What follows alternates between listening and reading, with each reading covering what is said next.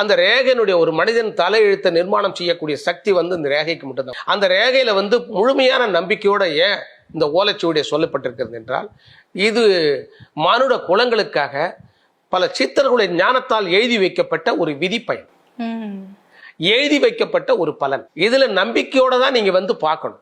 நம்பிக்கை இல்லாம வரும்பொழுது அவனுடைய கர்மான்றாத.